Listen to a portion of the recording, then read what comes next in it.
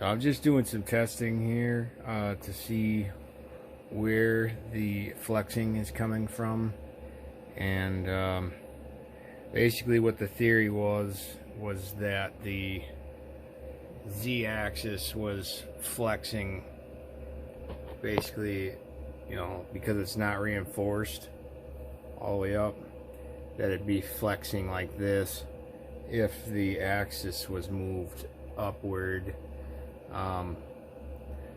So that's probably true, because when we stressed on the spindle front to back with the spindle raised up, we could actually see the drag chain going back and forth like that. So that would indicate, you know, this part right here is flexing. But trying to isolate where the most is happening at. So that's just something to keep in mind there. The higher up your Z is, it seems like the less rigidity you're going to have, because you see where the bolts attach to the carriage behind it. You want that as close to the carriage on the X as possible, because it's, you know, directly translating. Whereas up here, if you're machining up higher, that is going to translate through the, I think it's 1/2 inch aluminum there, down and then into the carriage bracket there. So anyway, there's more weak points. So the other is the fact this is so long here. And somebody in the group, actually, I messaged them, they ended up cutting some of this off. I'm not sure if cutting it off will actually help, rather than just making clearance for your spindle and raising the, you know, spindle bracket up so that it's in line with the mounts. Because what you got here, you lower the bracket down on the T-slots there, you're sort of creating a lever. The further down you go, the more of a lever you've got. And, you know, I've got a block of aluminum here up against my wasteboard, and I've kind of just been slowly moving this thing around back and forth to try to find the flexing. And what I'll do is I will try to position this so that you can kind of, I'm setting you on the Y axis right now, and I've got the spindle like right up against that stop, and I'm going to position it so you can kind of see, kind of looking right up in here. So I'm moving it back about 3 millimeters, and you'll be able to see where it's flexing.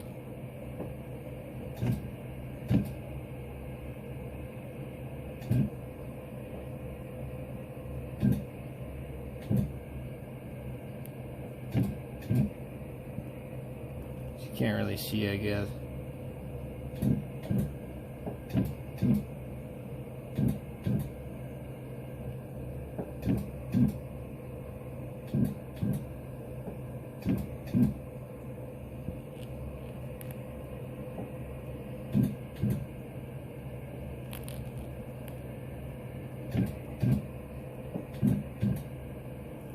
Yeah, it's kind of hard to see on the camera, but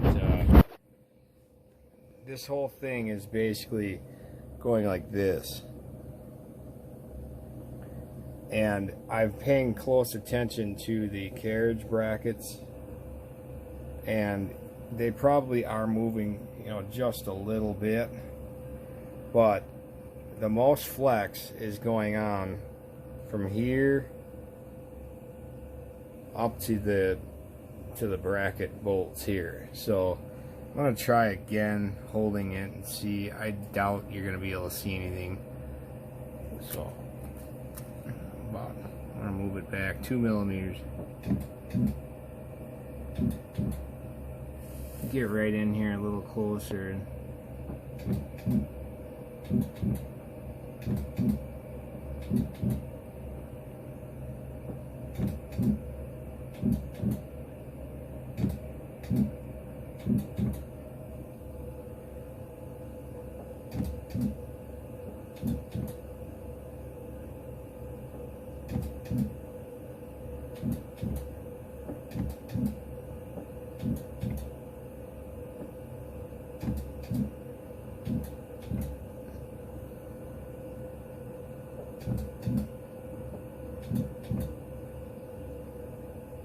Anyway, that's pretty much where most of the flexing that I can see is coming from. So what I think I'm going to end up doing is seeing if Avid will sell me one of these carriage plates that's shorter, like this, and get rid of this one and put one of those on in place, and then mount my spindle bracket up higher so that I will have better rigidity in that on that bracket there. I think that will help quite a bit. The next step for reinforcing would probably be to take a piece of steel and get it in between the Z-axis and this bracket here. Basically be something that would attach to the back of the Z, and then there'd be, you know, bolts that would go and attach to the T slots there, and that would add quite a bit of rigidity when I'm machining up higher. So that, I think, would be what would take care of this and make it more rigid in the Y. The reason why I don't have the issue in the X is, let me just move this up here a little bit. My feet's really low right now. The reason why I don't have this when I'm cutting in the X is because that's where the gantry is its strongest, and everything is doing this sort of flexing. So it's basically having to flex like that in order to deflect in the X. So that would explain why it cuts nicely in the X. But when it's in the Y direction, that's when things are, you know, we've got these kinds of forces going on, you know, that's where it's the weakest. So that again suggests what is going on with this, and give some tips to Avid regarding this too. This might inspire them to maybe add a reinforcement back here of some kind, possibly. I don't know. It's a really good machine. I love it. I'm gonna keep it, but I just need to do a little bit more. So the whole story with this machine is basically, it's awesome, but I expected more. I just thought it was going to be more than what it is. Again, I love it. Happy with it. I can't wait to machine big pieces of aluminum like this. I've got another product that uses brackets that this is mainly one of the reasons why I bought this machine, was so I could machine big pieces of aluminum like that and cut a whole bunch of brackets out at once.